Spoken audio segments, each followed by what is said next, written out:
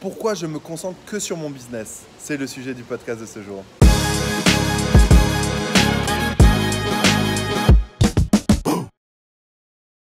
Salut à toi et bienvenue sur ma chaîne YouTube où je parle d'e-commerce, web marketing et mindset.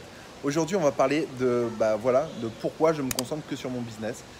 En faisant tout simplement un petit point, un petit bilan sur mon année 2017-2018, je me suis aperçu que forcément j'avais perdu certains focus et le focus le plus important, ça reste mon business. Pourquoi? Notamment sur Amazon, c'est vrai que j'ai perdu beaucoup de focus concernant Amazon parce que je voulais aller à la rencontre des gens, etc., pour partager avec eux, etc. Et c'est vrai que j'étais très content de rencontrer toutes les personnes que j'ai rencontrées, etc. Mais la problématique, c'est que forcément, tout ce temps que je passe pour les autres, je ne le passe pas pour moi. Et c'est vrai, même si tu as un staff qui gère des business, etc. en interne, toujours est-il que j'avais besoin de me reconcentrer sur moi. Pourquoi je me reconcentre sur moi? Tout simplement, comme je le disais dans ma vidéo d'objectif 2019, mon objectif, c'est gagner du temps. La plus grande valeur pour moi, c'est plus l'oseille, c'est le temps. Et pour gagner du temps, il faut que j'automatise au maximum mes business. Donc ça, c'est quelque chose de super important. Forcément, je vais être beaucoup moins à la rencontre des gens. Non pas parce que j'aime pas discuter avec les gens, j'aime beaucoup discuter avec les gens, mais parce qu'il y a deux types de... c'est pas qu'il y a deux types de personnes, c'est que il y a beaucoup de gens négatifs, et ça c'est quelque chose que je n'aime pas, même si j'accepte la critique, même si je reçois de la critique, que ce soit positif ou négatif, j'ai envie de dire, j'ai plus envie de me prendre la tête par rapport à ça, de me justifier pour X ou Y raison, etc. Et du coup, je me concentre que sur moi et sur mon business à moi. Du coup, forcément, je serai beaucoup moins présent sur les réseaux sociaux, etc. Je ne ferai plus de vidéos avec d'autres personnes, sur ma chaîne YouTube. C'est un choix que j'ai fait. Je vais plus forcément mettre en avant une personne. Là, je vais juste lancer des podcasts spécifiques par rapport à news.chastain.com. C'est un journal sur le web marketing et l'e-commerce que j'ai lancé, où je mettrai en avant plus, on va dire, des logiciels que d'autres choses. Voilà, juste des logiciels qui me paraissent pour moi utiles. Donc c'est ça que je mettrai en avant. Mais des personnes proprement dit, je ne le ferai plus parce que parce que j'ai envie de me concentrer sur moi-même. Donc j'espère que vous le comprendrez.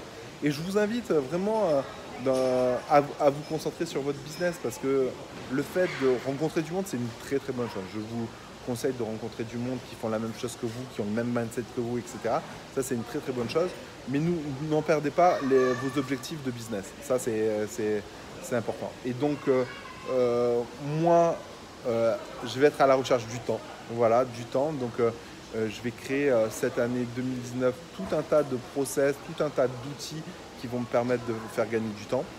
Je vous les partagerai une fois que ça sera en place, testé et approuvé. Je vous les partagerai parce que je pense que vous aussi, vous voulez profiter de la vie, de votre famille, de voyager, etc.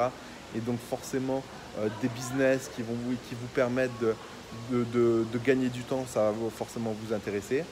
Moi, j'ai privilégié Amazon. Pourquoi? Parce qu'il n'y a pas tout cet aspect publicité Facebook, etc., que tu dois contrôler sans arrêt.